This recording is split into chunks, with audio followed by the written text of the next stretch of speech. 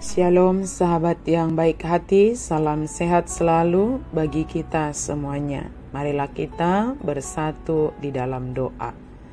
Allah Bapa dalam Yesus Kristus, kami sungguh bersyukur Tuhan atas segala kebaikan-Mu dalam kehidupan kami. Saat ini kami hendak merenungkan firman-Mu ya Tuhan. Biarlah Engkau berkuasa atas hati dan pikiran kami.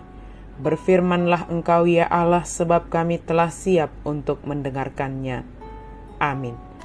Firman Tuhan bagi kita pada hari ini tertulis dalam Lukas 24 ayat 32. Kata mereka seorang kepada yang lain, "Bukankah hati kita berkobar-kobar ketika Ia berbicara dengan kita di tengah jalan dan ketika Ia menerangkan kitab suci kepada kita?" Gabe masih padoham ma nasida. Dagararo hatta di bagasan, uju di pakulingi hita di tongad dalani, lau patorakot tu hita natar surati. Hati kita berkobar-kobar ketika Yesus berbicara kepada kita. Pengalaman kesedihan atau duka cita bisa menyebabkan seseorang putus harapan.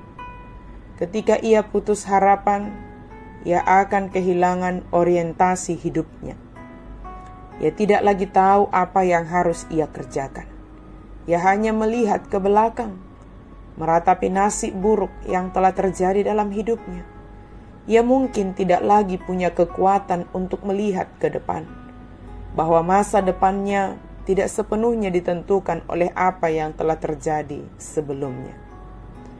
Apa yang dirasakan dua orang murid Yesus yang sedang dalam perjalanan pulang kampung dari Yerusalem ke Emmaus? Tentu perasaan sedih atau duka cita. Kematian Yesus di kayu salib pasti telah mendukakan hati mereka. Terlihat dari muka mereka yang muram saat mereka ditanya ketika mereka bercakap-cakap mengenai nasib yang dialami oleh Yesus orang Nazaret itu yang mati di kayu salib. Namun apakah kedua murid itu juga putus harapan?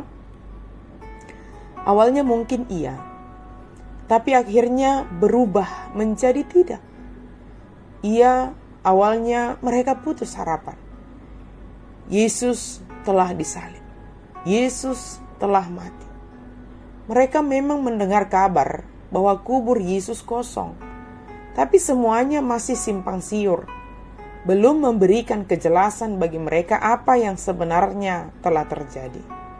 Sosok yang mereka harapkan sebagai pembebas bangsa Israel telah tiada. Untuk apa mereka berlama-lama di Yerusalem? Bisa jadi malah berbahaya bagi mereka jika mereka diketahui sebagai murid-murid Yesus. Salah satu tindakan yang bisa mereka lakukan hanyalah pulang ke kampung mereka, yaitu ke Emmaus. Toh perjalanannya yang akan mereka tempuh itu akan bisa mereka jalani, sekalipun jaraknya lumayan jauh.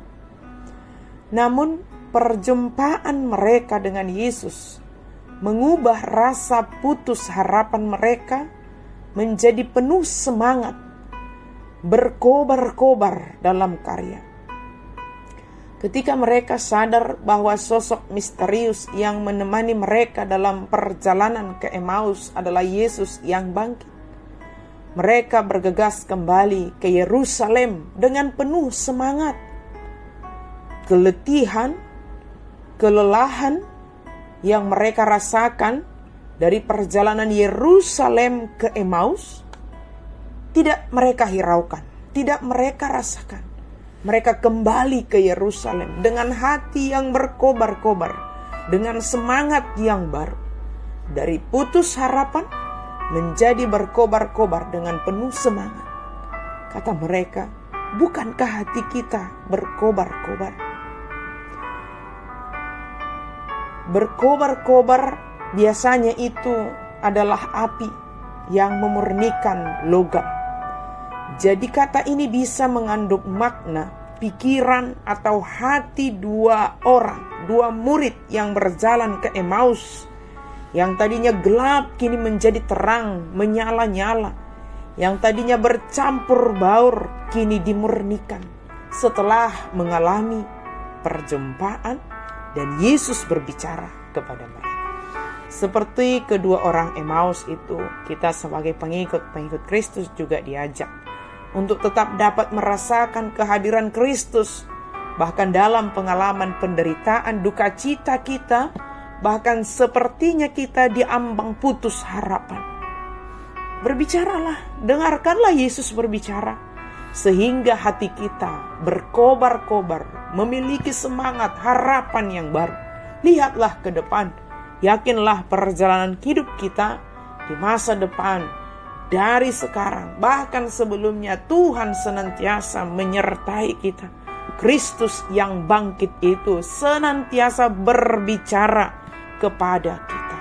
Janganlah hidup kita dikuasai keputusasaan, melainkan semangat yang berkobar-kobar, sebab Kristus yang bangkit itu, Dia mau dan senantiasa berbicara kepada kita. Dengarkanlah dengan sepenuh hati. Amin. Mari kita berdoa. Terima kasih Tuhan untuk firman. Kami sungguh bersuka cita ya Tuhan, karena Engkau ya Yesus Kristus bangkit dari antara kematian, dan Engkau berbicara kepada kami, yang memberikan semangat kepada kami, pengharapan yang baru kepada kami, bahkan hati kami berkobar-kobar. Kelelahan, keletihan kami di dunia ini, itu tidak ada apa-apanya ketika Engkau berbicara kepada kami. Ketika kami mendengarkan Engkau, maka semangat kekuatan yang baru senantiasa ada pada kami yang berasal daripada Kristus. Dalam nama Yesus kami berdoa dan bersyukur. Amin.